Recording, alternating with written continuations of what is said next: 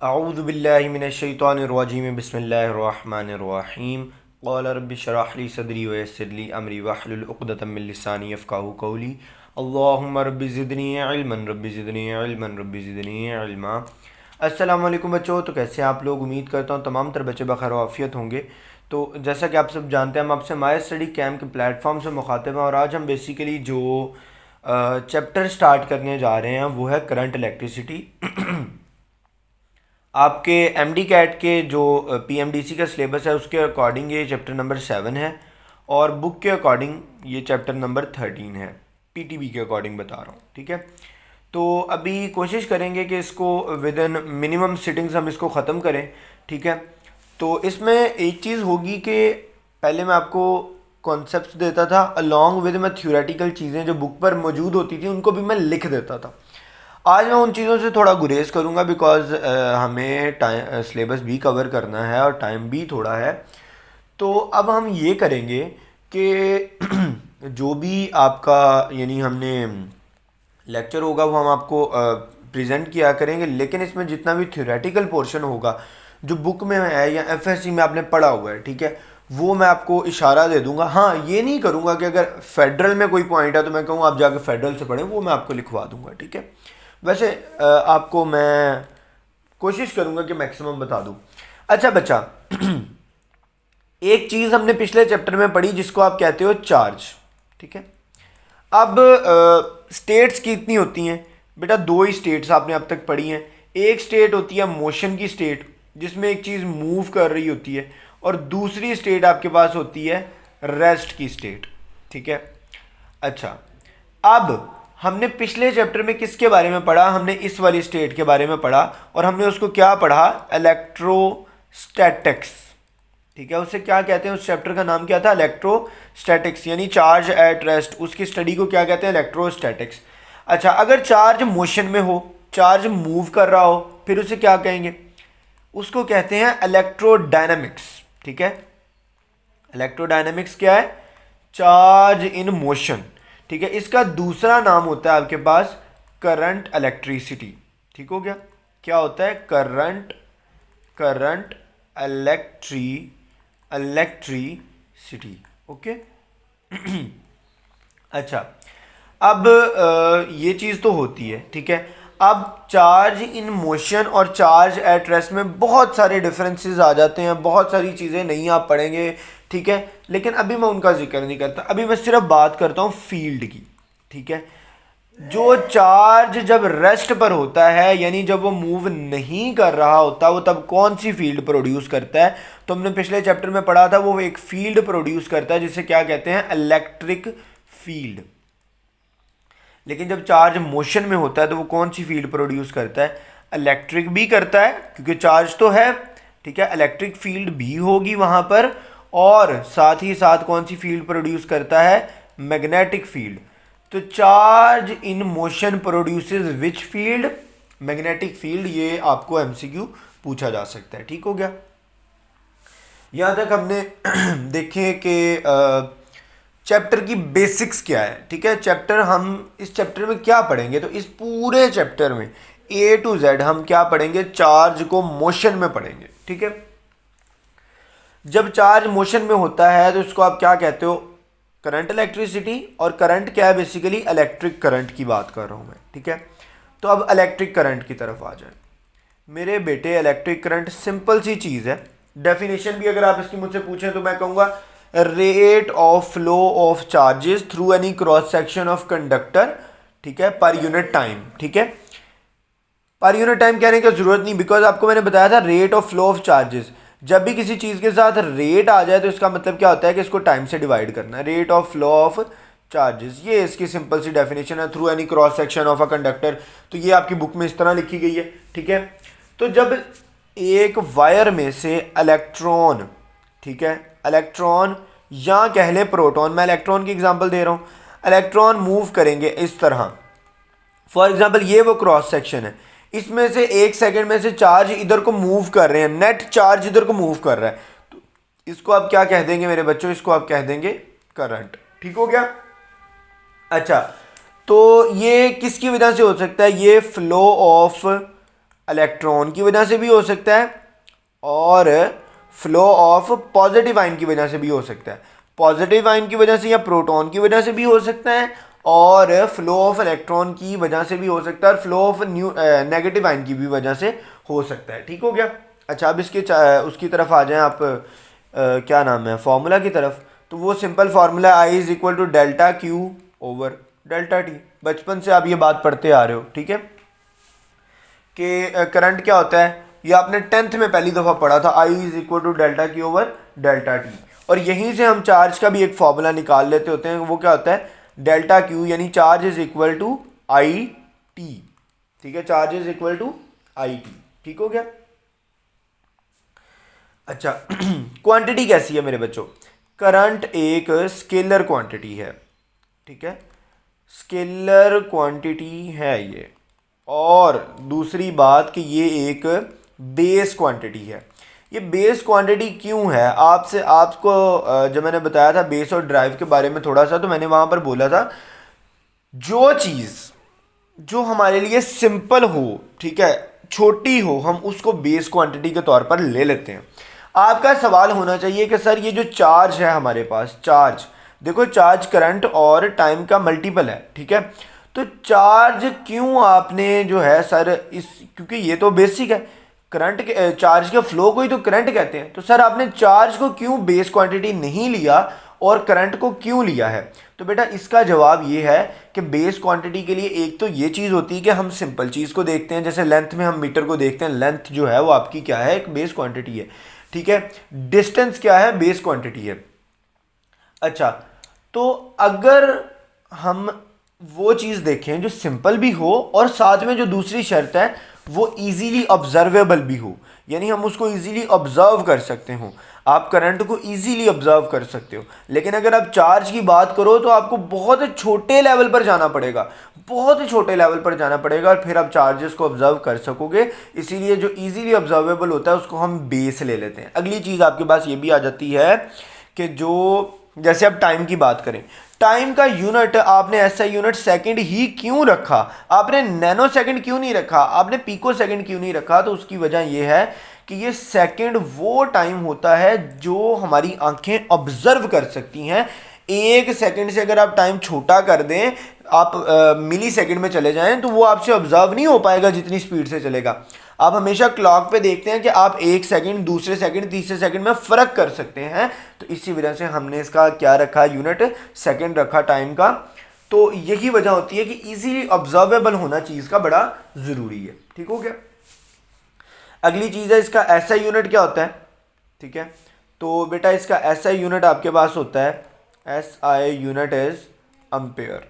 ठीक है, इसका ऐसा यूनिट आपके पास क्या होता है मेरे बच्चों, अम्पेयर होता है। ठीक है, अब आपने ना एक और बात याद रख लेनी है कि जो करंट है ना, ये होता तो स्केलर है, लेकिन इसके पास क्या होती है, ऑल दो इट हैव डायरेक्शन, इसके पास डायरेक्शन होती है, लेकिन ये फिर भी स्केलर क्वांटिटी है। क्यों, आप हमेशा यही कहते हो ना, अगर फॉर एग्जांपल करंट इसमें से मूव कर रहा है, ठीक है, पॉजिटिव चार्जेस मूव कर रहे हैं, ठीक है, मैं पॉजिटिव चार्जेस कह देता हूँ मूव कर रहे हैं, तो इस तरफ को जा रहे हैं, आप कहोगे करंट की डायरेक्शन किस तरफ है, फ्रॉम लेफ्ट टू राइट, यानी आप उसकी डायरेक्शन बता रहे हो। लेकिन फिर भी जो आपका करंट है वो एक स्केलर क्वांटिटी, तो याद रखो ये डायरेक्शन सिर्फ क्या जाहिर करती है, sense of flow of charges, यानी चार्ज किस तरफ फ्लो कर रहे हैं उसकी सेंस को क्लियर करने के लिए हम डायरेक्शन को दिखाते हैं। और अगली चीज बड़ी इंपॉर्टेंट याद रखिएगा, current does not obey, current obey नहीं करता किस चीज को, current does not obey laws of vector addition. Vector addition के लिए डायरेक्शन होना शर्त नहीं है, यानी डायरेक्शन होना भी जरूरी है, लेकिन डायरेक्शन के साथ जो चीज जरूरी है वो ये है कि उसको वेक्टर एडिशन के लॉ को सेटिस्फाई करना पड़ेगा। करंट नहीं करता, करंट किसके लॉज को सेटिस्फाई करता है, स्केलर एडिशन के। ये ठीक है, तो इस वजह से हम इसको क्या कहते हैं, it is a scalar quantity. अच्छा, अगली चीज फॉर्मूले से एक और बात क्लियर है, जैसे I is equal to delta Q over delta T है, तो फॉर्मूले से ये बात क्लियर है कि 1 ampere is equal to 1 coulomb पर सेकेंड। ठीक है, ये भी आपने याद रख लेना है। अच्छा, अगली चीज आ जाती है, बच्चों को ना बड़ी कंफ्यूजन होती है एक चीज के अंदर कि सर करंट क्या है और वोल्टेज क्या है। ठीक है, मैं वोल्टेज और करंट के अंदर एक बेसिक सा डिफरेंस आपके सामने लिखने लगा हूं। वोल्टेज क्या है और करंट क्या है मैं उर्दू में लिखूंगा और रेजिस्टेंस भी साथ ही लिख देता हूं।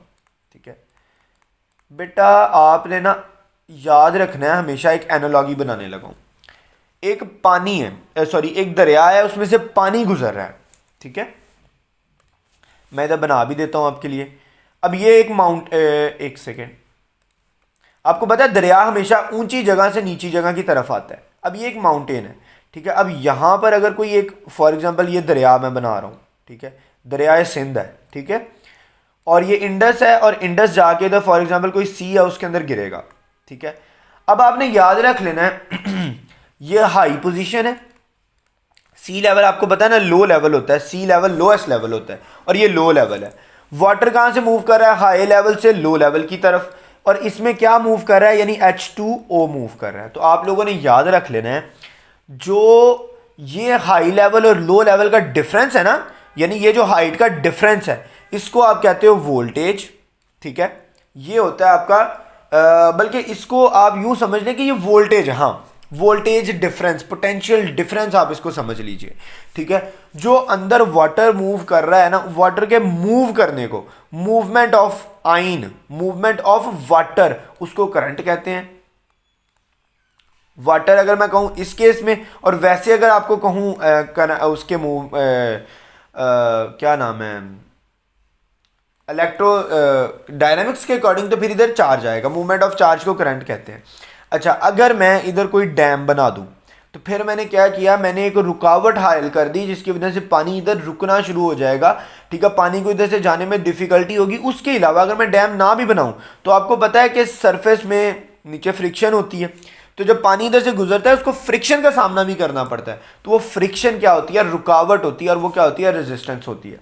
अच्छा, यहां से तो आपको एक एनालॉगी बन गई, याद रहेगी, चीज आसान रहेगी।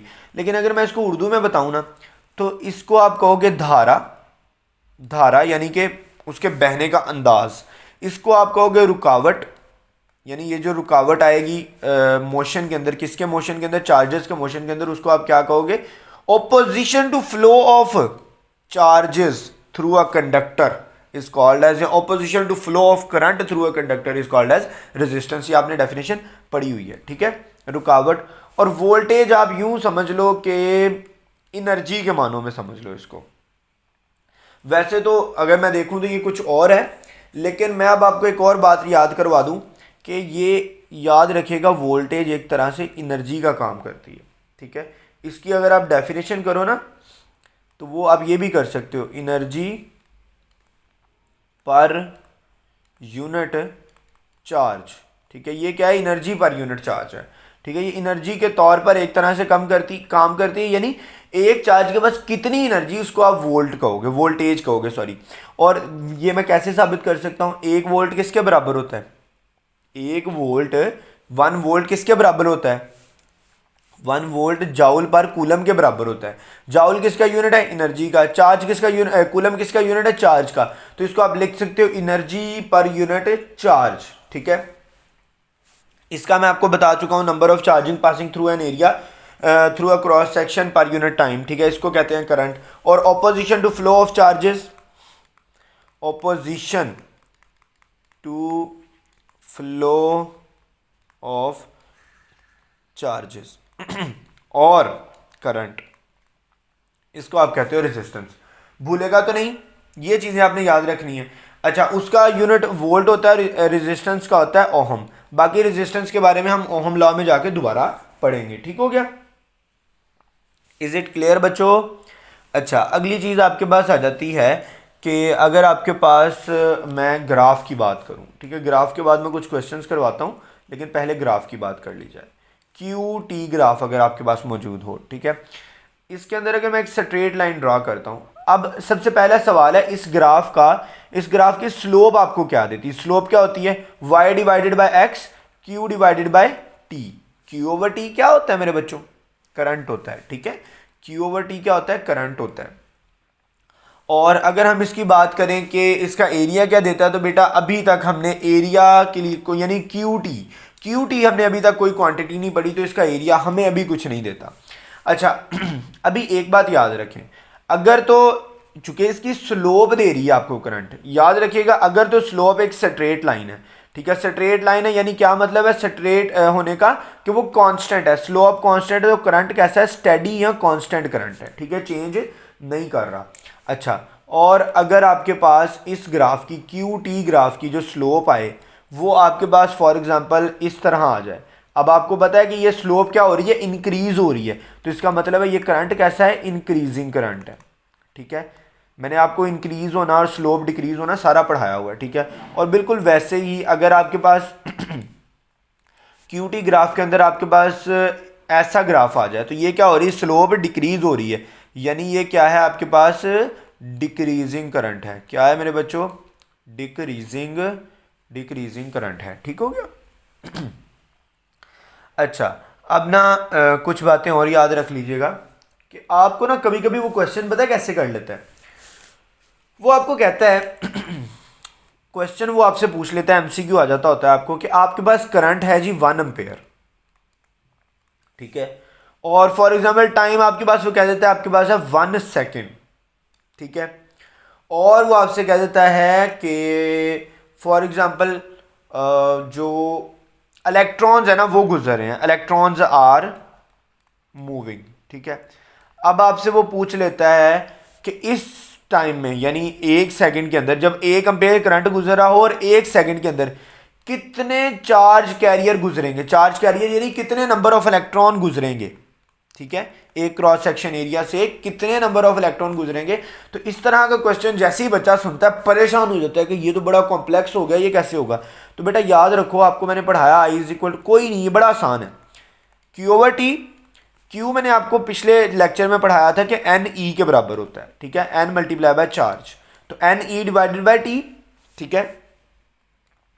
अच्छा, अगर आप इसको सॉल्व करो तो आपने एन फाइंड करना है ना, नंबर ऑफ चार्जेस होते हैं एन, ठीक है, ये एन के बराबर है, number of charge carrier is N, N is equal to I T over E, ठीक है, आई क्या है 1, टी क्या है 1 डिवाइडेड बाय 1.6 क्रॉस 10⁻⁻19, और मैंने आपको पहले भी बताया हुआ है कि अगर 1 डिवाइडेड बाय 1.6 क्रॉस 10⁻⁻19 हो तो वैल्यू याद कर लें क्या होगी, 6.25 क्रॉस 10⁻18 इलेक्ट्रॉन्स, ठीक हो गया। इतने इलेक्ट्रॉन मूव करेंगे इस यानी वायर में से 1 सेकंड के अंदर अगर 1 एम्पेयर का करंट पास कर रहा है, ठीक हो गया, ठीक हो गया। अच्छा, यहाँ तक तो आपने ये कर लिया कि जो आपके पास यूँ कह लें कि एक आधा क्वेश्चन मैंने करवा दिया, ठीक है, इम्पॉर्टेंट क्वेश्चन है और ये आपने याद कर लेने हैं, ठीक है। अगली चीज़ आपके पास आ जाती है करंट, ठीक है, इन रोटेटरी मोशन। अगर रोटेटरी मोशन यानी सर्कुलर मोशन या रोटेटरी मोशन चल रहा है तब करंट कैसे फाइंड करेंगे। अब बच्चे ना यहाँ पर काफ़ी ज़्यादा कंफ्यूज हो जाते हैं, ठीक है। अब इधर जो कंफ्यूजन है इसको कैसे ख़त्म किया जा सकता है, बेटा आपने फॉर्मूलों को बस चेंज करना सीख लो मेरे बच्चों, मैं कब से यही सिखाने की कोशिश कर रहा हूँ आप लोगों को कि फॉर्मूला चेंज करना सीख लो, बस फार्मूला चेंज करना सीख लो, ठीक हो गया। अच्छा, अब वो आपको कह देता है कि आपके पास इतने चार्जेस है, फॉर एग्जांपल वो आपको चार्ज की वैल्यू दे देता है 1, आपको कह देता है फ्रीक्वेंसी फॉर एग्जांपल 2 हर्ट्ज है, ठीक है। अब बताओ करंट कितना है, आप लोग तो गए काम से, बोलेंगे सर फ्रीक्वेंसी से और चार्ज से हम कैसे करंट निकाल लेंगे, तो पॉसिबल ही नहीं है। मैं बोलूँगा मेरे बच्चों पॉसिबल है। कैसे पॉसिबल है, आप जानते हैं frequency is inversely proportional to time, तो टाइम जो हुआ वो क्या हुआ, फ्रीक्वेंसी के इन्वर्सली प्रोपोर्शनल हुआ, और अगर हम इधर आई की जगह टी की जगह पर इसको एफ को पुट करें तो ये हो जाएगा Q F, 1 multiply by 2, current कितना आ जाएगा 2 एम्पेयर। अच्छा, एक तो फार्मूला हो गया करंट का ये, इसके अलावा कोई और चेंज आ सकता है, बिल्कुल आ सकता है। आपको पता है ओमेगा इज इक्वल टू होता है 2 पाई एफ, मैंने बड़ी डिटेल में पढ़ाया हुआ है, and F is equal to omega over 2 pi, ठीक है। तो I is equal to Q omega over 2 pi, ये भी एक फार्मूला हो सकता है, ठीक है। इसके अलावा कोई चेंज आ सकता है, आ तो और भी सकते हैं, ठीक है, लेकिन अभी आपको मतलब नहीं, बस बहुत है। इसके अलावा कोई ज़्यादा आपको आएगा भी नहीं और करने की भी आपको ज़रूरत नहीं है मेरे बच्चों। ठीक हो गया। यहाँ तक हमने जो भी करंट के बारे में पढ़ना था ना वो पढ़ चुके हैं। आगे हमने क्लासिफिकेशन ऑफ करंट पढ़नी है, लेकिन क्लासिफिकेशन ऑफ करंट पढ़ने से पहले ना एक चीज़ ज़रूरी है, वो है चार्ज कैरियर क्या होता है। चार्ज कैरियर बेटा, इसके लिए आप एक बात याद रख लें। मैंने जो इलेक्ट्रॉनिक्स वाला चैप्टर था उसमें आपको एक चीज़ बताई थी कि बेटा हर चार्ज, हर charge is not a charge carrier.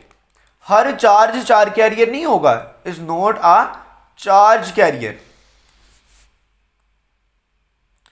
बल्कि यूं नहीं लिखें,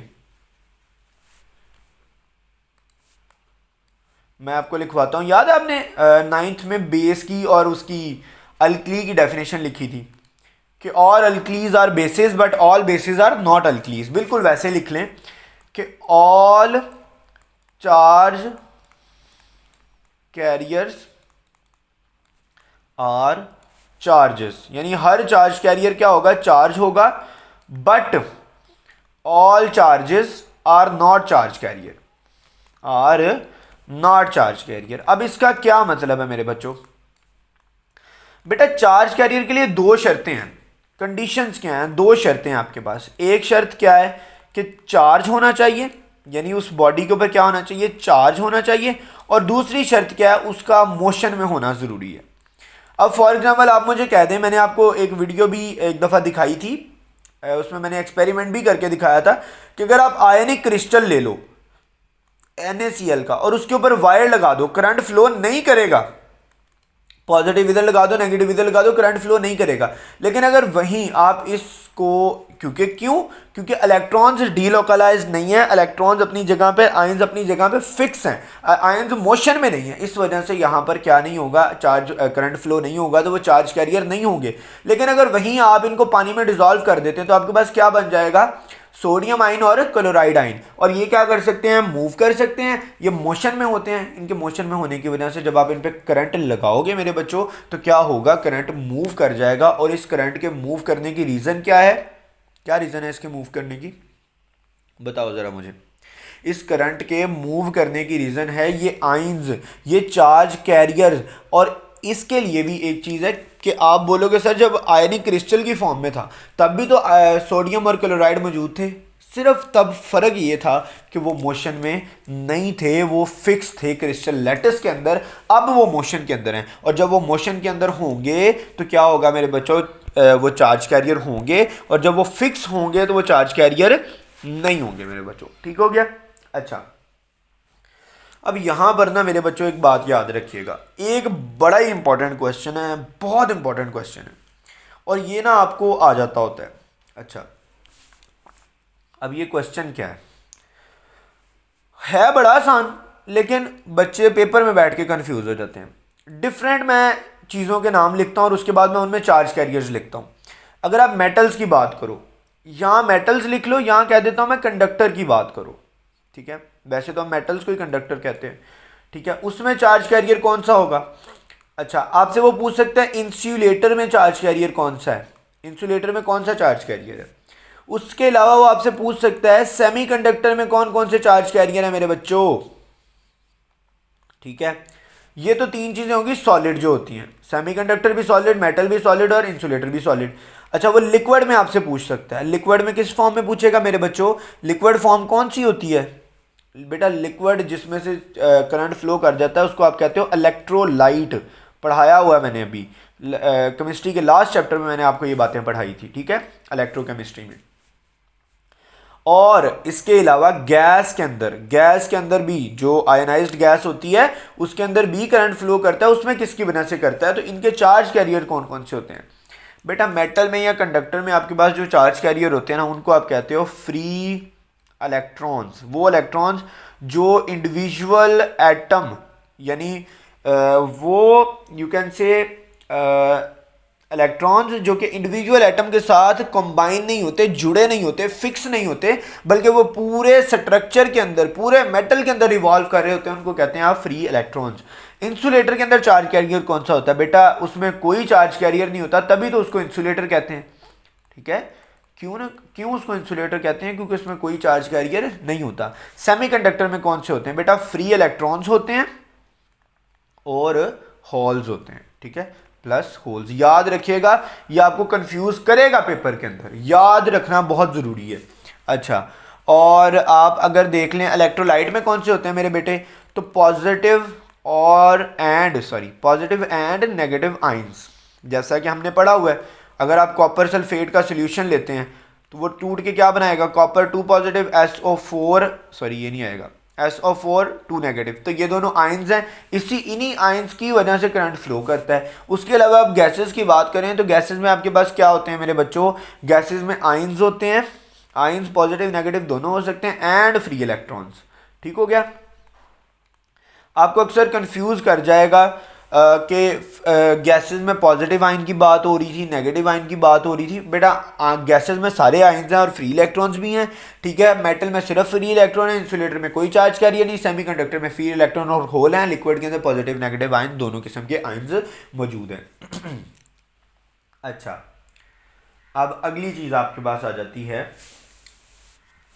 कि classification of current. Classification of current. बेटा जी, हम क्लासिफिकेशन करेंगे करंट की दो तरह से। ठीक है, मैं दो क्लासेस नहीं कह रहा, मैं कह रहा हूं दो तरह से। ठीक है, एक वो होगी जिसको हम कहते हैं on the basis of frequency, ठीक हो गया।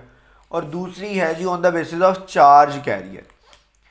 चार्ज कैरियर कौन सा है, इस बेसिस पर भी हम करेंगे, और एक हम करेंगे on the basis of frequency.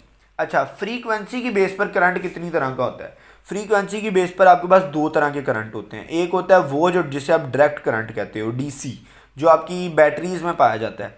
एक वो जो आपके घरों में आता है, स्विच बोर्ड में आता है, AC, alternating current. Charge carrier की बेस पर अगर आप करो तो एक आपके पास आएगा कन्वेंशनल करंट, और एक आपके पास आएगा कन्वेंशनल करंट, और एक आएगा इलेक्ट्रॉनिक करंट। ठीक है, दूसरा क्या आएगा? Electronic current. ओके हो गया? अच्छा, अब हम फटाफट से इसको देख लेते हैं। सबसे पहले अगर मैं एसी डीसी की बात करता हूं, पहले हम एसी डीसी पढ़ लेते हैं, उसके बाद हम कन्वेंशनल और नॉन कन्वेंशनल पे जाते हैं। बेटा ये होता है स्टेडी करंट, यानी ये कांस्टेंट करंट होता है, बट ये क्या होता है? ये चेंजिंग, अल्टरनेटिंग, तभी तो इसका नाम है, ये चेंजिंग करंट होता है। अगर आप इसका ग्राफ बनाओ ना, ठीक है, अगर आप इसका ग्राफ बनाओ किसके साथ? टाइम के साथ, तो बेटा करंट इसमें टाइम के साथ बिल्कुल स्ट्रेट लाइन आएगी, यानी चेंज नहीं करेगा, इसमें करंट चेंज नहीं करेगा, वो बिल्कुल कांस्टेंट रहेगा। लेकिन अगर आप इसका ग्राफ बनाओ, आईटी ग्राफ आप इसका बनाओ, तो क्या होगा बेटा? पहले वो टाइम बढ़ने के साथ साथ बढ़ेगा, फिर कम होगा, फिर नेगेटिव होगा, फिर ज़्यादा होगा, फिर ज़ीरो होगा, फिर पॉजिटिव होगा, फिर मैक्सिमम जाएगा, फिर कम होगा, और फिर नेगेटिव चला जाएगा। तो वो इस तरह हर लम्हे वैल्यू या तो कम हो रही होगी या ज़्यादा। देखो यहाँ से ज़ीरो था, यहाँ से गया, यहाँ पर मैक्सिमम हुआ, फिर यहाँ से ज़ीरो पे आया, फिर यहाँ से नेगेटिव मैक्सिमम हुआ, फिर यहाँ से ज़ीरो पे आया, फिर यहाँ से पॉजिटिव मैक्सिमम हो गया। तो बेटा वो यूं हर लम्हे चेंज होता है जो करंट, उसको आप कहते हो ये कौन सा करंट है? एसी करंट है। अच्छा, अगला सवाल है पाया किस में जाता है? बेटा ये बैटरी में होता है और सेल में होता है।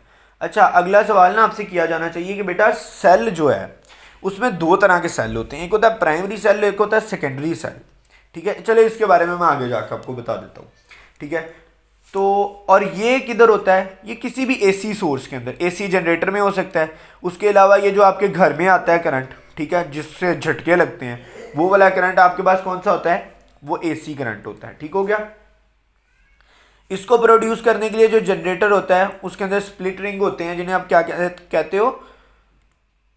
डीसी जनरेटर, और इसके लिए जो जनरेटर होता है उसका नाम क्या होता है, एसी जनरेटर। ठीक हो गया, एक होता है एसी जनरेटर, एक होता है डीसी जनरेटर। ठीक हो गया। अच्छा, इनमें से ज़्यादा जानलेवा कौन सा है बेटा, ये तो लेस फैटल है। आपने कभी सुना है कि किसी ने बैटरी के टर्मिनल्स को पकड़ लिया और उसको झटका लगा और वो अल्लाह ताला के पास पहुंच गया? ऐसा आपने कभी नहीं सुना होगा, लेकिन आपने ये ज़रूर सुना होगा कि किसी ने स्विच बोर्ड के अंदर कोई काम करते हुए उसको झटका लगा और वो मतलब अल्लाह मियाँ पास चला गया। ठीक है, तो ये जो मोर फैटल होता है वो आपके पास एसी होता है। अच्छा, एक और बात याद रखिएगा, एसी को बनाने वाले के वैसे ये मैं एक्स्ट्रा इन्फॉर्मेशन दे रहा हूँ, एसी जिस इंसान ने बनाया था उसका नाम है निकोला टेस्ला, और डीसी जिसने बनाया था उसका नाम है थॉमस एडिसन। जिस दौर में एसी बना था ना, उस दौर में असल में जो पूरे अमेरिका में या उन इलाकों में यूरोप वाली साइड पर जो दबदबा था ना, वो था थॉमस एडिसन का।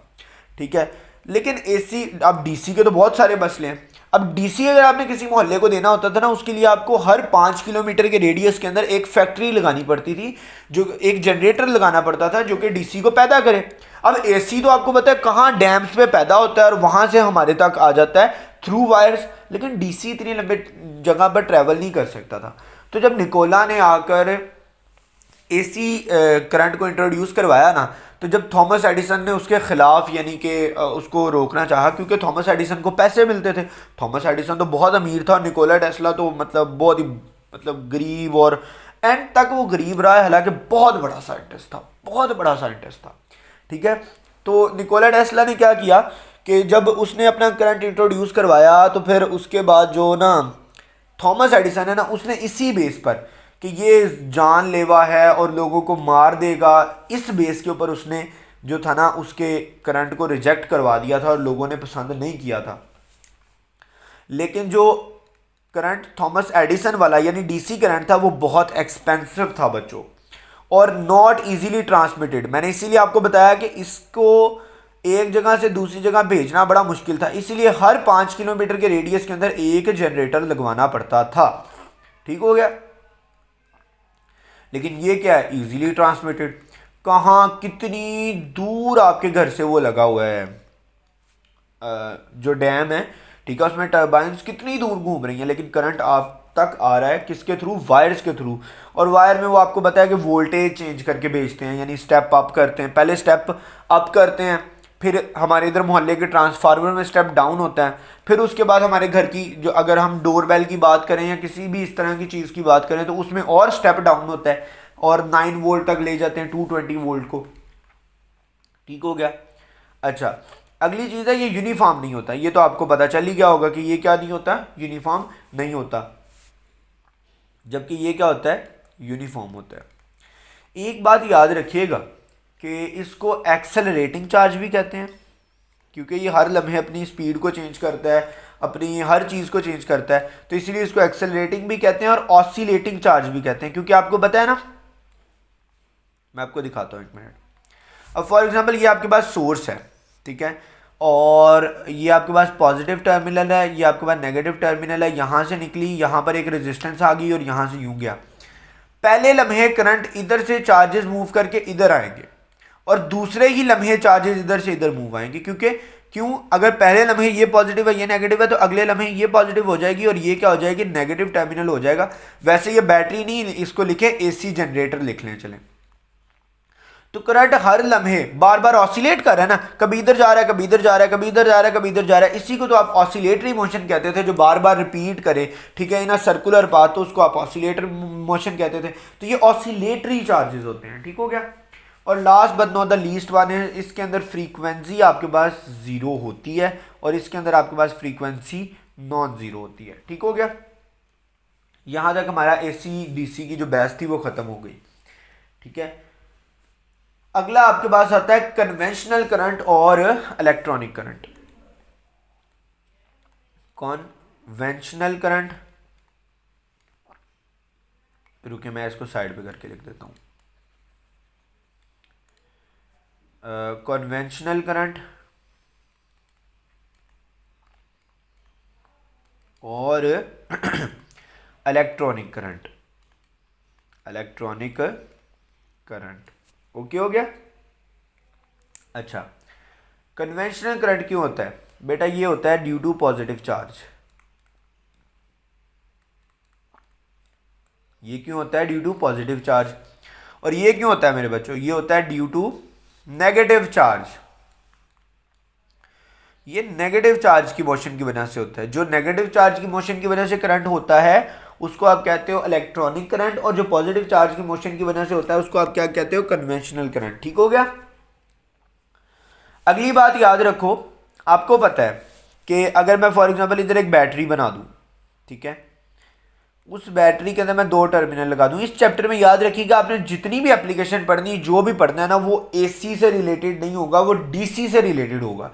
एसी हम पढ़ेंगे 16वें चैप्टर में जाकर, ठीक है, लेकिन वो आपके एमडी कैट में है नहीं। ठीक है, ये पॉजिटिव टर्मिनल है, ये नेगेटिव टर्मिनल है। ठीक हो गया? अच्छा, जो पॉजिटिव चार्ज है ना, वो यहां पर अगर फॉर एग्जांपल पॉजिटिव चार्ज आता है तो ये वाला पॉजिटिव उसको रिपेल करेगा और नेगेटिव उसको अट्रैक्ट करेगा, और वो यूं मूव करेगा हाई पोटेंशियल से लो पोटेंशियल की तरफ। हम आपको पता है ना कि पॉजिटिव को हम हाई पोटेंशियल कहते हैं और नेगेटिव को हम लो पोटेंशियल कहते हैं। तो इसीलिए वो करंट जो मूव करता है high potential to low potential, उसको आप क्या कहते हो? कन्वेंशनल करंट है। और सिमिलरली नेगेटिव होगा तो वो कहां से मूव करेगा? Low potential to high potential, उसको आप क्या कहोगे? Electronic current. क्यों? क्योंकि वो नेगेटिव चार्ज की वजह से है, हाई पोटेंशियल। ओके, अच्छा, ये आपको पता है कि जो इलेक्ट्रिक फील्ड है वो किस डायरेक्शन में होती है? हमेशा पॉजिटिव टू नेगेटिव। तो बेटा ये है in direction of electric field, यानी ये इलेक्ट्रिक फील्ड की डायरेक्शन में मूव कर रहा है, in direction of electric field. जबकि ये किस तरह मूव कर रहा है? Opposite to direction of electric field. ठीक हो गया? Electric field. अच्छा बच्चों, अब आपने ना एक चीज याद रखनी है कि जो इलेक्ट्रॉनिक करंट होता है ना, करंट हमेशा हम किससे मेजर करते हैं? करंट को अगर मेजर करना है तो क्या हम उसको वायर के अंदर जाके देख रहे होते हैं? नहीं, हम उसके एक्सटर्नल इफेक्ट्स की थ्रू उसको देख रहे होते हैं। एक्सटर्नल इफेक्ट जो होते हैं ना, उनकी बेसिस पर हम करंट को मेजर कर रहे होते हैं, उसको करंट को हम देख रहे होते हैं। तो बेटा याद रखो, जो इलेक्ट्रॉनिक करंट है ना, उसके एक्सटर्नल इफेक्ट बिल्कुल वही हैं जो कन्वेंशनल करंट के हैं, सिर्फ डायरेक्शन ऑपोजिट करने की देर होती है। ठीक है? तो अगर कोई करंट है जो कि कन्वेंशनल करंट है और आप चाहते हो कि आपको इलेक्ट्रॉनिक करंट की वैल्यू पता चल जाए उसी केस के अंदर, तो आप क्या करोगे? सिर्फ उस करंट की डायरेक्शन ऑपोजिट कर दोगे, आपके पास क्या आ जाएगा? इलेक्ट्रॉनिक करंट आ जाएगा। लेकिन इधर एक और बात याद रखिएगा, डायरेक्शन हमेशा ऑपोजिट करनी जरूरी है। इलेक्ट्रॉनिक करंट की डेफिनेट डायरेक्शन होती है in the direction of electric field, और सॉरी इलेक्ट्रॉनिक की होती है opposite to direction of electric field, जबकि इलेक्ट्रिक की होती है in the direction of electric field. लेकिन यहाँ पर जो बात याद रखने वाली है वो ये नहीं है, बात याद रखने वाली ये है कि जब तक वो स्पेसिफाई ना करे, अगर वो इफ वो सिंपल लिखे करंट, ठीक है, इलेक्ट्रॉनिक या कन्वेंशनल ना लिखे, तो इसका मतलब होगा कन्वेंशनल करंट ही की बात कर रहा है वो। ये आपको आगे जाके ना जब आप देखोगे force on a current carrying conductor वाला टॉपिक या force on a charge in a conductor, ये टॉपिक्स के अंदर आपको ये बड़ा कंफ्यूज करता है। कभी करंट लिख देता है, कभी इलेक्ट्रॉनिक करंट लिख देता है, और बच्चों के क्वेश्चन के आंसर गलत हो जाते हैं।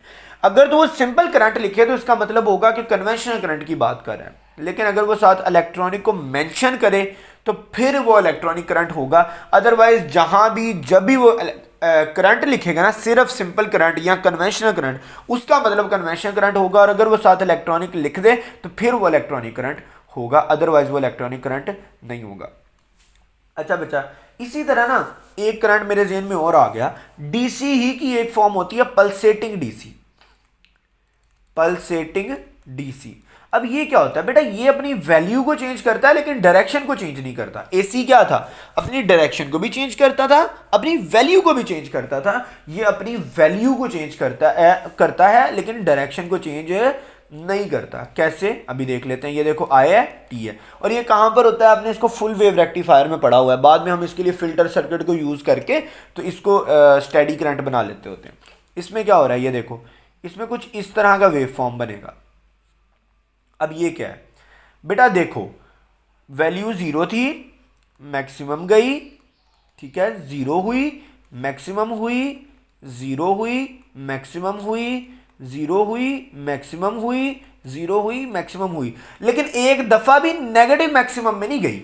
जब तक नेगेटिव मैक्सिमम में नहीं जाएगी इट मीन्स के डायरेक्शन चेंज नहीं हुई, तो इट डज नॉट चेंज, इसीलिए हम इसको डीसी कहते हैं, वरना हम इसको डायरेक्ट करंट क्यों कहें, क्योंकि ये तो अपनी, अगर ये अपनी डायरेक्शन चेंज कर दे तो ये तो एसी बन जाए, इसीलिए क्योंकि ये direction change, direction does not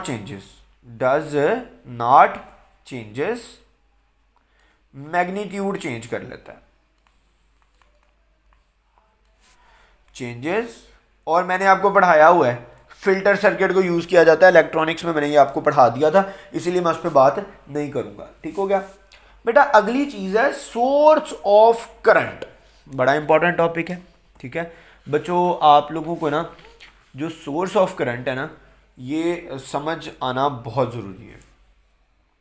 source of current से भी पहले हम एक टॉपिक छोटा सा डिस्कस कर लेते हैं, करंट थ्रू मेटेलिक कंडक्टर। ये आपकी बुक में लिखा हुआ है, ठीक है, मैंने कहा चलें आपको करवा दूं, करंट थ्रू मेटेलिक कंडक्टर। मैं इसमें हर चीज़ पढ़ाने नहीं बैठूंगा, ठीक है, मैं इसमें सिर्फ आपको कॉन्सेप्ट दूंगा। बेटा आपके पास फॉर एग्जांपल एक कंडक्टर है, ये कंडक्टर है, और उसके अंदर बहुत सारे आपके पास इलेक्ट्रॉन्स हैं। इलेक्ट्रॉन को मैं इस फॉर्म में रिप्रेजेंट कर देता हूँ, ठीक है, ये आपके पास क्या है, इलेक्ट्रॉन्स हैं जो कि रैंडम मोशन है। देखो अब अगर आप इस एरिया को सेलेक्ट करो, ये आप एरिया सेलेक्ट करो, तो इसमें आप देखोगे कि जितने इलेक्ट्रॉन आपके इस साइड को आ रहे हैं उतने ही इस साइड को जा रहे हैं। कब बेटा, इसके लिए एक तो याद रख लो कि अगर कंडक्टर की बात हो रही तो वो मेटल कंडक्टर है। मेटल के अंदर क्या होते हैं, free electrons. Free electron bound नहीं होते किसके साथ, वैलेंस शेल के साथ, इसलिए वो क्या कर सकते हैं, मूव कर सकते हैं। और दूसरी बात याद रख लो, इंपॉर्टेंट है, थर्मल वेलोसिटी। अगर आपसे कोई पूछ लेना thermal velocity of free electron, thermal velocity कौन सी वेलोसिटी होती है बेटा, velocity of electron due to velocity of free electron due to the room temperature. ठीक है, जो रूम टेम्परेचर की वजह से उसकी वेलोसिटी होती है, तो वो कितनी होती है बेटा, वो कई 100 किलोमीटर पर सेकंड होती है, सेवरल 100 किलोमीटर पर सेकंड। ये आप लोगों ने याद रख लेनी है। अच्छा, अगर हम कोई बैटरी अप्लाई ना करें, व्हेन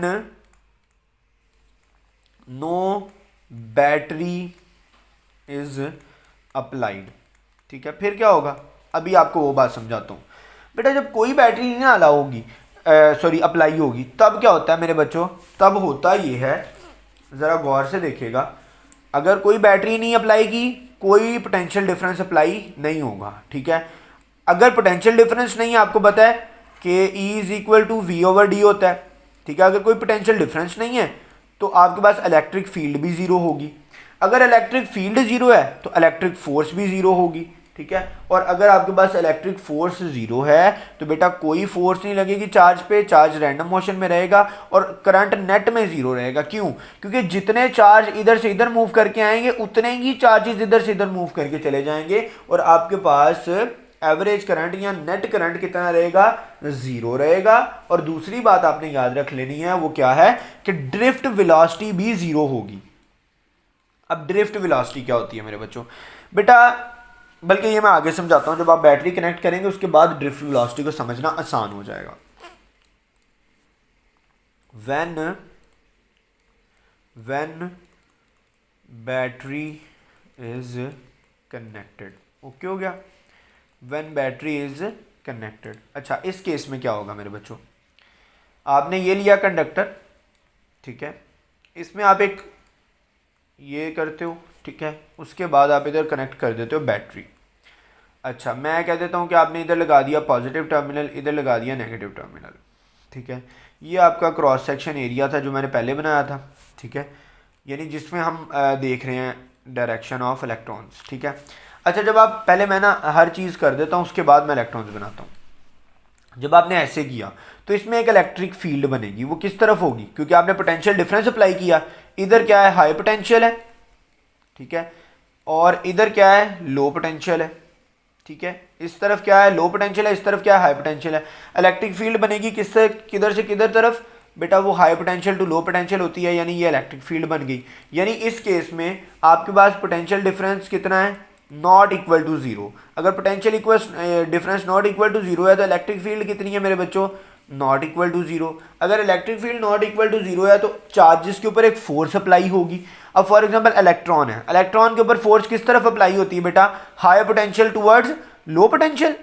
क्या इस तरफ होती है, नहीं, उनके ऊपर होती है इलेक्ट्रॉन्स पे ऑपोजिट डायरेक्शन में होती है। तो इलेक्ट्रॉन ड्रिफ्ट करना शुरू करेंगे। ड्रिफ्ट होता है खींचा जाना, क्योंकि वो अपना मोशन तो बरकरार रखेंगे जो कि बहुत ज्यादा था, आपको पता है ना कि सेवरल 100 किलोमीटर पर सेकंड था, लेकिन वो ड्रिफ्ट होना शुरू हो जाएंगे किस तरफ, रैंडमली मूव करते हुए वो ड्रिफ्ट करना शुरू कर देंगे किस तरफ, इस तरफ, इस साइड पे पॉजिटिव हाई पोटेंशियल की तरफ। ठीक है, जब वो इस तरफ ड्रिफ्ट करना शुरू कर देंगे तो उनके ऊपर जारी बात है कोई ना कोई फोर्स लग रही है, इलेक्ट्रिक फोर्स जिसको आप कहते हो, और ये किस तरफ लग रही है, in direction opposite to field. ये किस डायरेक्शन में लग रही है, in direction opposite to field, यानी फील्ड से ऑपोजिट डायरेक्शन में क्या लग रही है आपके पास, इलेक्ट्रिक फोर्स लग रही है।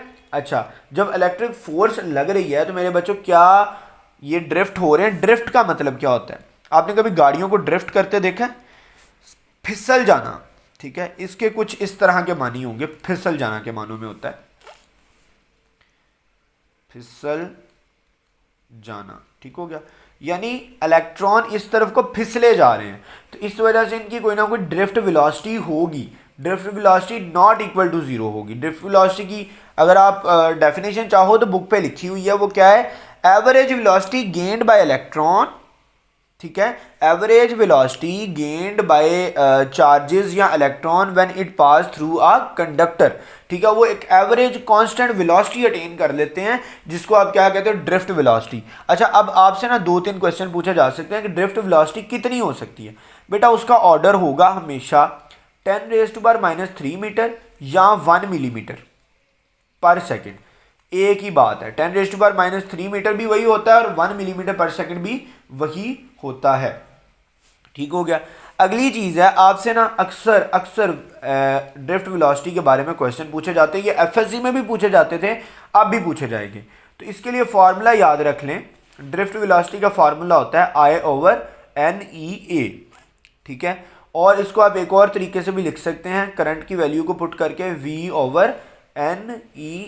मैं इसको याद करता होता हूँ V/नियर, NEAR नियर। ठीक है, अच्छा N क्या है, N यहां पर है आपके पास, N क्या है आपके पास, नंबर ऑफ चार्ज कैरियर। ठीक है, चार्ज कैरियर क्या है, N is number of charge career. E, अगर हम इलेक्ट्रॉन की बात करें ना, मेटल में तो इलेक्ट्रॉन ही होते हैं, तो चार्ज ऑन इलेक्ट्रॉन की बात कर रहे हैं। ठीक है, और ए एरिया, वो एरिया जिसे पास हो रहा है, क्रॉस सेक्शन एरिया की बात कर रहे हैं। ठीक है, वी है हमारे पास वोल्टेज, यानी जो आपने पोटेंशियल डिफरेंस लगाया, और आर क्या आपके पास रेजिस्टेंस है। ठीक हो गया, कोई भी क्वेश्चन आया आप इन फार्मूला के थ्रू आप उनको कैलकुलेट कर सकते हैं। ठीक हो गया, ये होगी आपकी ड्रिफ्ट वेलोसिटी की कहानी। अच्छा, जब ड्रिफ्ट वेलोसिटी अप्लाई हो गई चार्जेस के ऊपर तो फिर क्या होगा मेरे बच्चों, चार्जेस मूव करना शुरू कर देंगे किस तरफ को, लेफ्ट साइड की तरफ को, और फिर आपके पास नेट में करंट जीरो नहीं होगा। ठीक हो गया, समझ आ गई। ये सब कुछ क्यों हुआ, क्योंकि आपने पोटेंशियल डिफरेंस अप्लाई किया। ठीक है, तो पोटेंशियल डिफरेंस की इंफॉर्मेशन बहुत ज्यादा होती है। ठीक है, अगला एक और आपके बुक में एमसीक्यू लिखा हुआ था, पूछा जा सकता है एमडी कैट में, तो याद रखिएगा, एक ईल जो होती है, ईल फिश का नाम है। ठीक है, ईल अगर डेंजर फील करे ना तो उसके हेड और टेल के दरमियान में, हेड एंड टेल, इन दो पार्ट्स के दरमियान में पोटेंशियल डिफरेंस कितना हो जाता है, पोटेंशियल डिफरेंस क्रिएट हो जाता है, और वो कितना होता है मेरे बच्चों, वो होता है जी 600 वोल्ट। ठीक है, 600 वोल्ट बहुत ज़्यादा, आपके घर में जो करंट आता है ना वो 240 वोल्ट होता है। सोचो जला के अगले बंदे को मार सकती है ये। अच्छा, अब अगली जो आपने चीज़ करनी है वो है सोर्स ऑफ करंट। ठीक हो गया, इंपॉर्टेंट है ये भी। बेटा सोर्स ऑफ करंट क्या होता है, मैं आपको पहले एग्जांपल से समझाता हूँ, उसके बाद हम आगे बात करते हैं। बेटा एक आपके पास यहाँ पर एक पड़ी हुई है टैंकी कह लें, ठीक है। अच्छा, उसमें यहाँ पर पाइप लगा हुआ है और बल्कि यहाँ पर, हाँ यहीं पर लगा है। और दूसरी आपके पास एक और टैंकी है, ठीक है। ये जो नीले रंग की टैंकियाँ होती हैं छतों पे पड़ी होती हैं ये, ठीक है। आपने इन दोनों को पाइप के थ्रू कर दिया कनेक्ट, ठीक है। इसमें पानी इतना है, इसमें पानी है सिर्फ इतना। क्या होगा कि पानी इस टैंकी से इस टैंकी में मूव करना शुरू कर देगा, ठीक है। वाटर इधर से इधर आना शुरू कर देगा, वाटर अपनी मूवमेंट को शुरू कर देगा। लेकिन कब तक मूव करता रहेगा बेटा? अनटिल और अनलेस, जब तक ये दोनों का पानी बराबर नहीं हो जाता। जैसे ही दोनों टैंकियों में पानी बराबर होगा, पानी आना बंद हो जाएगा, ठीक है। दोनों टैंकियों में पानी इक्वल होगा तो पानी आना बंद हो जाएगा, ठीक है। असल में पानी आ क्यों रहा है? ताकि ये जो डिफरेंस क्रिएट हुआ है इसको ख़त्म कर दिया जाए। तो बिल्कुल वैसे ही मेरे बच्चों, एक सेकेंड, जब आप बात करते हो ना करंट की, एक सेकेंड, व्हाट इज दिस, ये क्या हो गया है? इरेज नहीं हो रहा।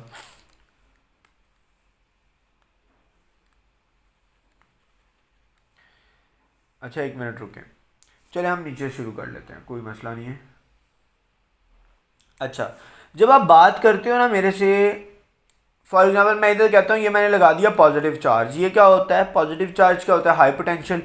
और नेगेटिव चार्ज क्या होगा मेरे बेटे? लो पोटेंशियल, ठीक है। आप इनको वायर के थ्रू कनेक्ट कर देते हो, दोनों के दरमियान में क्या है? वायर है, ठीक है। क्या होगा?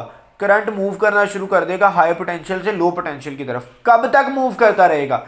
तब तक मूव करता रहेगा जब तक पोटेंशियल क्या ना हो जाए, जब तक पोटेंशियल क्या ना हो जाए? सेम ना हो जाए। जब तक पोटेंशियल डिफरेंस डेल्टा वी खत्म ना हो जाए तब तक करंट मूव करेगा। जैसे ही पोटेंशियल सेम हुआ, पोटेंशियल डिफरेंस खत्म हुआ, तो आपका करंट फ्लो करना बंद कर जाएगा। तो बेटा फिर सोर्स ऑफ करंट क्या हुआ? सोर्स ऑफ करंट हर वो चीज है जो एक कांस्टेंट दो चीजों के दरमियान में, यानी ये है ना, अगर पॉजिटिव चार्ज है या नेगेटिव चार्ज है, इनको कनेक्ट किया, अगर आप इनमें से करंट जा रहा है बेटा, सोर्स ऑफ करंट वो चीज होगी जो इस पोटेंशियल डिफरेंस को कांस्टेंट करके रखे, इसको ना कम होने दे और ना खत्म होने दे, ठीक है। पोटेंशियल डिफरेंस को कांस्टेंट करके रखे। तो डिवाइस विच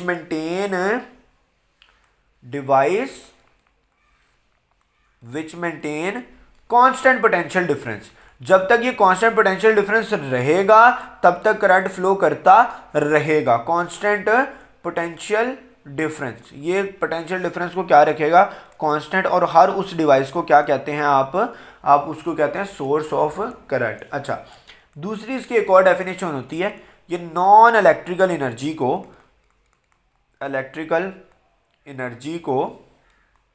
कन्वर्ट कर देता है किसमें? इलेक्ट्रिकल एनर्जी में, ठीक हो गया। नॉन इलेक्ट्रिकल एनर्जी को इलेक्ट्रिकल एनर्जी में कन्वर्ट करने वाले डिवाइस का नाम क्या होता है आपके पास? Source of current. अब इसके अंदर आपके पास 4-5 सोर्सेज आपकी बुक में लिखे हुए थे, जैसा कि जनरेटर है। अब जनरेटर क्या करता है बेटा? ये आप जब वो उसकी शाफ्ट घूमती है, उसकी शाफ्ट को घूमने वाली एनर्जी कौन सी होती है? घुमाने वाली मैकेनिकल एनर्जी। मैकेनिकल एनर्जी घूमने की वजह से क्या बना देती है? Electrical energy. तो बेटा जनरेटर आपका क्या है? एक सोर्स ऑफ करंट है। सिमिलरली अगर आप देखो तो आपके पास होता है थर्मोकपल्स होते हैं। थर्मोकपल्स क्या करते हैं मेरे बेटा? हीट, थर्मो वर्ड ही शो कर रहा है, थर्मोकपल्स होते हैं आपके पास। तो ये करते क्या है? ये हीट एनर्जी को लेते हैं और उसको किस में कन्वर्ट कर देते हैं? इलेक्ट्रिकल एनर्जी में, ठीक हो गया। सिमिलरली आपके पास होते हैं सोलर सेल्स। आजकल तो बड़ा दौर आया हुआ है, सोलर हर बंदा लगवा रहा है, ठीक है। तो सोलर सेल्स, अच्छा सोलर सेल क्या करते हैं बेटा? लाइट एनर्जी को, यानी जो सोलर एनर्जी आ रही है, लाइट एनर्जी आ रही, सन से जो एनर्जी आ रही है उसको कन्वर्ट कर देते हैं किसमें? इलेक्ट्रिकल एनर्जी में। और last but not the least one is, आपकी बुक में सेल लिखे हुए हैं। और सेल क्या करते हैं? केमिकल एनर्जी को, ये मैंने आपको पढ़ाया हुआ इलेक्ट्रोकेमिस्ट्री में कि कैसे करते हैं, इलेक्ट्रिकल एनर्जी में कन्वर्ट कर देते हैं। अच्छा यहाँ पर ना एक और इंपॉर्टेंट बात है, इलेक्ट्रोकेमिस्ट्री में हमने ये नहीं पढ़ा लेकिन फिजिक्स में आपको ये पता होना चाहिए। दो तरह के सेल होते हैं, एक होता है प्राइमरी सेल, एक होता है सेकेंडरी सेल। बेटा सेकेंडरी सेल वो होता है जो चार्ज हो सके, यानी जो रिचार्जेबल है उस सेल को आप कहते हो सेकेंडरी सेल, और जो नॉन रिचार्जेबल है उसको आप क्या कहते हो, प्राइमरी सेल। ओके हो गया, इज इट क्लियर और नॉट। अच्छा अब ना यहाँ पर एक बड़ी इंपॉर्टेंट चीज़ है, आइडियल करंट सोर्स और आइडियल वोल्टेज सोर्स। ठीक है, ये दो हैं। अब इनका ना मैं लॉजिक समझाऊंगा, बिकॉज ना आपकी बुक में से है ना ये आपकी मतलब किसी भी दूर की किसी बुक में भी इसके बारे में कोई तज़किरा नहीं है। इसके बारे में ज़्यादा खपने की ज़रूरत नहीं है। जो आपको एमसीक्यू आता है ना वो मैं आपको लिखवाऊंगा और मैं इसका हल्का सा कॉन्सेप्ट दूंगा। एक होता है जी आइडियल करंट सोर्स, ठीक हो गया। और एक होता है आपके पास आइडियल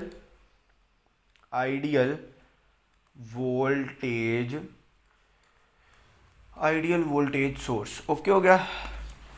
अच्छा बच्चों, अगर आज आपको आवाज़ कम लग रही हो तो बस कर लीजिएगा गुजारा, बिकॉज रोज़ा मेरा भी है और आपका भी है तो काफ़ी डिफ़िकल्ट होता है।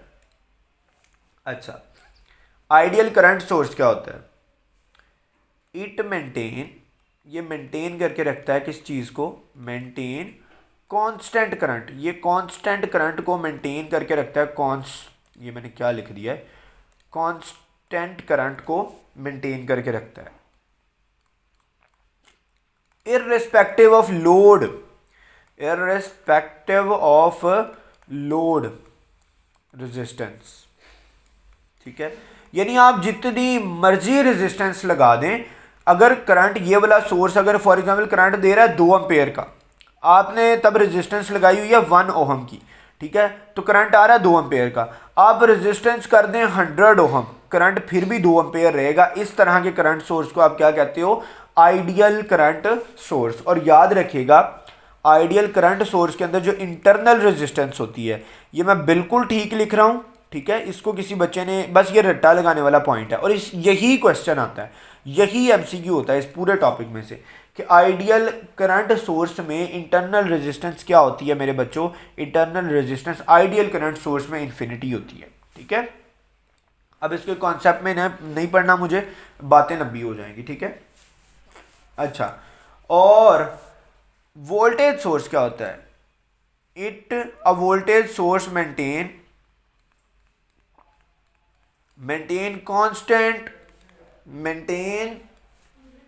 या यूं कह ले हुज आउटपुट वोल्टेज कह ले,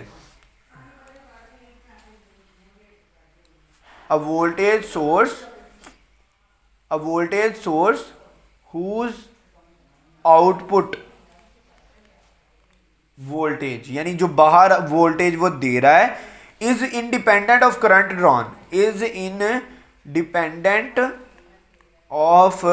करंट ड्रॉन। आपको पता है आपने एक ईएमएफ पढ़ी है, फिर एक टर्मिनल पोटेंशियल पढ़ा है, जब करंट ड्रॉन बढ़ा दें तो टर्मिनल पोटेंशियल कम हो जाता है। ठीक है, ये सब कुछ आपने पढ़ा होगा, ये मैं पढ़ाऊंगा भी, दोबारा पढ़ाऊंगा, परेशान नहीं हो। ठीक है, लेकिन इस केस में क्या होता है कि जितना मर्जी करंट आप ड्रॉ करें, फॉर एग्जांपल अगर इसने जो वोल्टेज रखा हुआ है, ये वोल्टेज अगर फॉर एग्जांपल ये 20 वोल्ट की बैटरी है और 12 वोल्ट की कह लो 20 वोल्ट की बैटरी है, ठीक है, फॉर एग्जांपल 20 वोल्ट की बैटरी है और ये करंट दे रही है आपको 2 एम्पेयर का।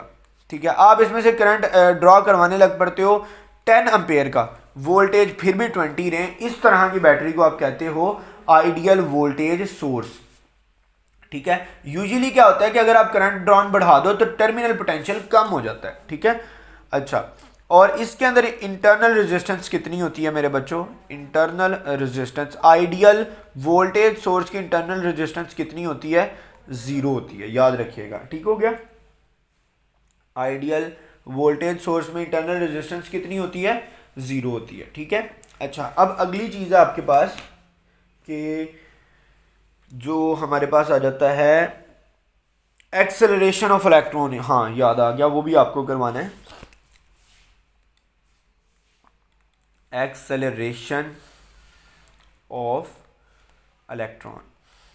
अच्छा बेटा, मैं ऊपर वापस जाता हूँ। मैंने आपको यहाँ पर मैंने आपको यहाँ पर मैंने आपको पढ़ाया कि फोर्स ज़ीरो नहीं होगी। अगर फोर्स ज़ीरो नहीं होगी तो मैंने पिछले चैप्टर्स में आपको बताया था जहां पर फोर्स होगी वहां पर क्या होगी, एक्सेलरेशन होगी। अगर फोर्स ज़ीरो नहीं है तो एक्सेलरेशन ज़ीरो नहीं होगी, तो ये तो एक्सेलरेटिंग चार्ज हो जाएगा, ठीक है। लेकिन ऐसा नहीं होता बेटा, अगर ये एक्सेलरेटिंग हो जाए तो फिर तो सारा निज़ाम दरहम बरहम हो जाए। तो इसके लिए क्या होता है कि एक्सेलरेशन ऑफ इलेक्ट्रॉन कैसे होती है। इस केस में मैं ऊपर वाले केस ही की बात कर रहा हूं, फोर्स अप्लाई होगी, इलेक्ट्रॉन्स आर नॉट एक्सेलरेटेड, लेकिन उनमें कोई भी एक्सेलरेशन प्रोड्यूस नहीं होगी। क्यों बेटा, ये आप फॉर एग्जांपल कंसीडर करो मेटल एटम है, यानी ये उसका पॉजिटिव प्रोटॉन है, और ये देखें, ठीक है। अब एक इलेक्ट्रॉन आ रहा है, उसके ऊपर एक फोर्स लग रही है एफ डी, अब उसको एक्सेलरेट होना चाहिए, लेकिन वो आते आते आते आते इस मेटल के एटम के अंदर बजेगा, बजकर अपनी एनर्जी इसको देगा, एनर्जी लूज करके खुद आगे निकल जाएगा, खुद आगे जाएगा, फिर एक्सेलरेट होगा, इसके अंदर बजेगा, अपनी एनर्जी इसको देगा, फिर एक्सेलरेशन क्या हो जाएगी, जीरो। जब भी कोलिजन होगी एक्सेलरेशन क्या हो जाती है, जीरो। इस केस में एक्सेलरेशन जीरो होगी और ये अपनी एनर्जी को ट्रांसफर करता जाएगा, ठीक है। मैं लिखता हूं, electron collide with metal atom, electrons collide with metal atom and give their energy, जब उन्होंने एनर्जी ही दे दी तो एक्सेलरेशन नहीं होगी फिर, इसीलिए जो इलेक्ट्रॉन होते हैं ना मेटल के अंदर मूव कर रहे हैं वो एक्सेलरेट नहीं होते।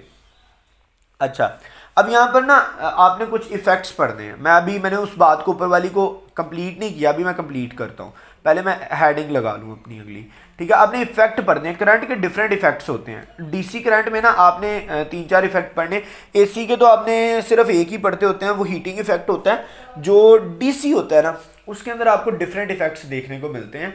अब उन डिफरेंट इफेक्ट्स में कौन कौन से होते हैं, लाइक आपके पास मैग्नेटिक इफेक्ट देखने को मिलता है, हीटिंग इफेक्ट बल्कि देखने को मिलता है,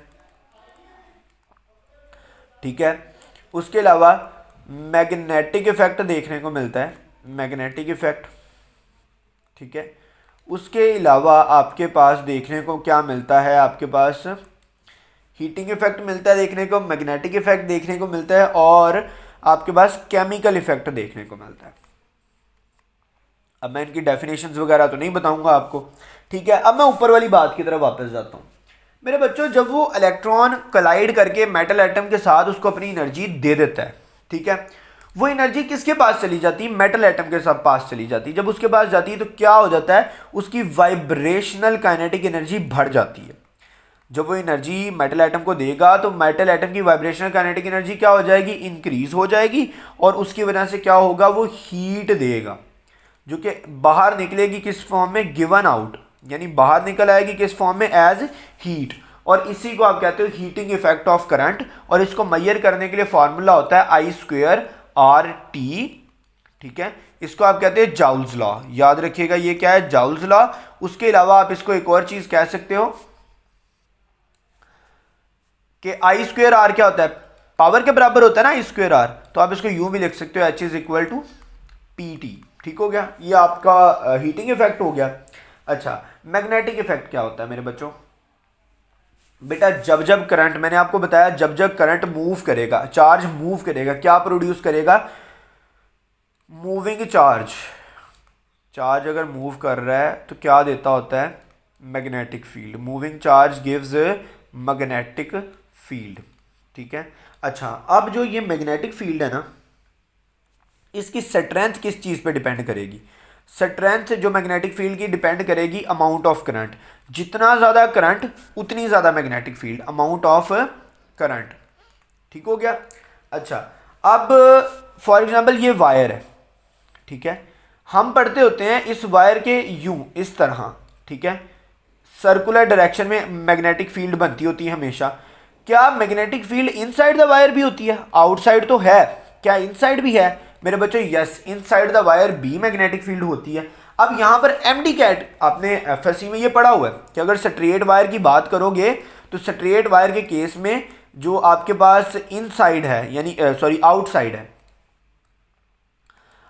यानी ये बाहर वाली साइड पे, तार के बाहर वाली साइड पे जो आपके पास मैग्नेटिक फील्ड है उसका फॉर्मूला तो आपने पढ़ा हुआ है, क्या है वो, mu not I over 2 pi R, ठीक है। यानी अगर आप देखो तो magnetic field outside the wire inversely proportional है डिस्टेंस फ्रॉम द वायर के, ठीक हो गया।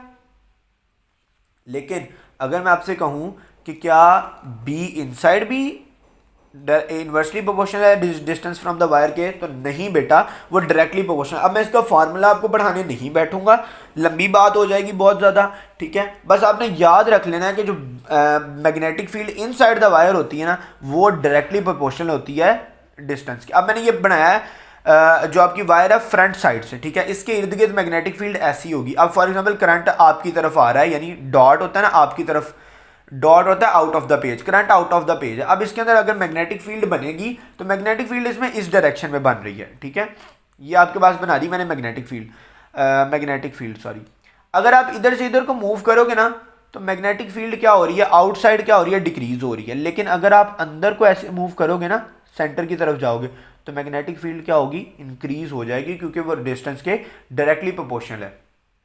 सॉरी, अंदर में आप ऐसे नहीं रुक जाएं, डिस्टेंस के चूंकि वो डायरेक्टली प्रोपोर्शनल है, इसलिए जब वो आप अंदर से सेंटर से बाहर की तरफ आओगे तो आपके पास जो इनसाइड मैग्नेटिक फील्ड है वो इंक्रीज होगी, ठीक हो गया। अच्छा, अब ये इंपॉर्टेंट चीज़ थी। अच्छा, उसके अलावा मैग्नेटिक इफेक्ट कहाँ कहाँ यूज़ होता है बेटा, मोटर में यूज़ होता है, measurement and detection of current में यूज़ होता है, यानी करंट को डिटेक्ट करना है या मेजर करना है, डिटेक्शन ऑफ करंट और मेजरमेंट ऑफ करंट में यूज़ होता है।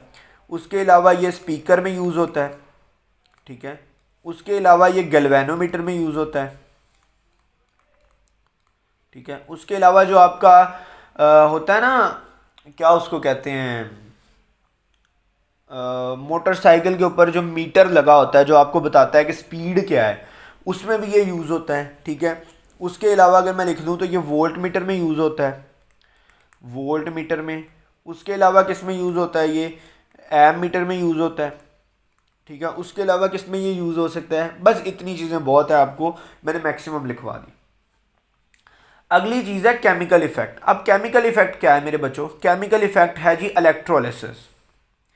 केमिकल इफेक्ट क्या है, इलेक्ट्रोलिसिस। मैंने आपको पढ़ाया हुआ है बड़े अच्छे से, ठीक है। मैं कुछ नहीं बताऊंगा इसमें, सिर्फ मैं डायग्राम बनाऊंगा, रिएक्शन बताऊंगा और दैट्स इट, बाकी चीज़ें आपको पता है। बेटा ये इलेक्ट्रोलाइट है। अच्छा, इस कंटेनर का नाम इधर आके स्पेशल हो जाता है, केमिस्ट्री में आपको वो नहीं मैंने पढ़ाया, इसको इधर आके कहते हैं वोल्टामीटर, ठीक हो गया। अब आपके पास ये है एक एनोड, फॉर एग्जाम्पल ये भी कॉपर का है और ये कैथोड भी कॉपर का है।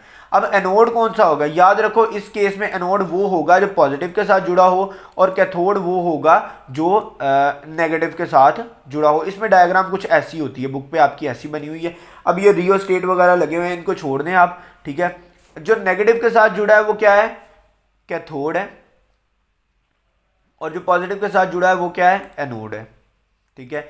और हमने इलेक्ट्रोलाइट क्या लिया है, हमने इलेक्ट्रोलाइट लिया कॉपर सल्फेट सोल्यूशन, ठीक है। तो इसमें कौन कौन से आयन होंगे, कॉपर आयन होंगे, कॉपर +2 और SO4 -2।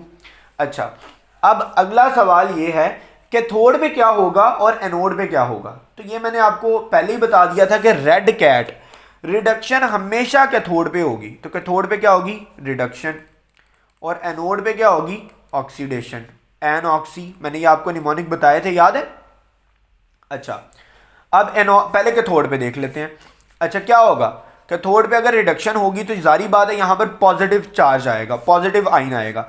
अब यहाँ पर पॉजिटिव आयन आएगा, कॉपर +2, 2 इलेक्ट्रॉन लेगा, इलेक्ट्रॉन लेके कॉपर बन जाएगा और यहाँ पर क्या हो जाएगा, डिपॉजिट हो जाएगा, यानी वो यहाँ पर एक तह बनाना शुरू कर देगा, किसकी, कॉपर की। सिमिलरली चूंकि फिर इलेक्ट्रोलाइट में से कॉपर कम होना शुरू हो जाएगा, जब इलेक्ट्रोलाइट से कॉपर कम होगा तो फिर क्या होगा, सल्फेट जाएगा आपके पास एनोड पे। सल्फेट चूंकि नेगेटिव चार्ज है तो ये क्या करेगा आपके पास, ये वहाँ से 2 कॉपर उठाएगा और क्या खुद क्या हो जाएगा, ऑक्सीडाइज हो जाएगा और क्या बना देगा, कॉपर सल्फेट बना के सोल्यूशन में आ जाएगा, जो कि फिर ब्रेक डाउन होके तो आपको कॉपर दे देगा और कॉपर इधर आके डिपॉजिट हो जाएगा। इस पूरे प्रोसेस में आपके पास 2 ही रिएक्शन हो रहे हैं, एक रिडक्शन हो रहा है, एक ऑक्सीडेशन हो रहा है। किस पे रिडक्शन हो रहा है, किस पे ऑक्सीडेशन हो रहा है, किस पे पॉजिटिव चार्ज है, किस पे नेगेटिव चार्ज है, बस यही चीज़ याद करने वाली है। उसके अलावा कोई खास चीज़ आपको याद करने की ज़रूरत नहीं है। अच्छा, अब यहाँ पर एक और इंपॉर्टेंट चीज़ है, ये जो इलेक्ट्रोलाइसिस है ये हम किस किस काम के लिए करते हैं बेटा? एक प्यूरिफिकेशन, अभी जो हम ऊपर कर रहे हैं वो प्यूरिफिकेशन ऑफ मेटल है।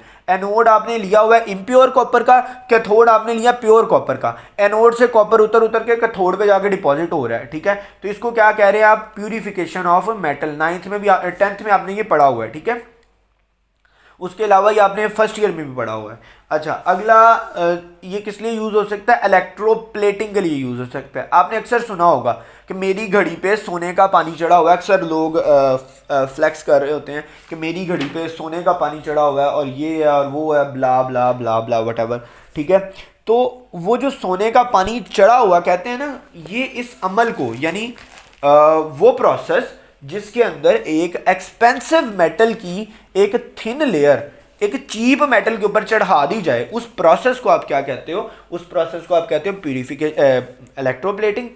तो बच्चों इंशाल्लाह आज के लिए बस इतना ही, क्योंकि अबव देन 1 आवर लेक्चर को हो चुका है, ठीक है। अब इससे ज़्यादा लेंथी किया जा नहीं सकता। तो आज के लिए बच्चों इतना ही। इंशाल्लाह आपसे नेक्स्ट लेक्चर में मुलाकात होगी, लेकिन उससे पहले एक बात याद रखिएगा, कल का लेक्चर बहुत इंपॉर्टेंट होना है। कल मैंने आपको सीरीज़ और पैरेलल कॉम्बिनेशन पढ़ाने हैं, तो इसीलिए कल सब बच्चे एक्टिव रहिएगा, क्योंकि कल मैंने आपको कम से कम 10 क्वेश्चंस देने हैं जो आपने सॉल्व करने हैं, ठीक है। मैंने ऑलरेडी लोड करके रखे हुए हैं, तो आप सब ने कल का लेक्चर टाइम पर अटेंड करना है। तो आज के लिए बच्चों इतना ही। इंशाल्लाह आपसे नेक्स्ट लेक्चर में मुलाकात होगी, तब तक के लिए stay tuned, stay connected, let's crack it, अल्लाह हाफ़िज़। आज के लिए बच्चों इतना ही। इंशाल्लाह आपसे नेक्स्ट लेक्चर में मुलाकात होगी, तब तक के लिए stay tuned, stay connected, let's crack it, अल्लाह हाफ़िज़।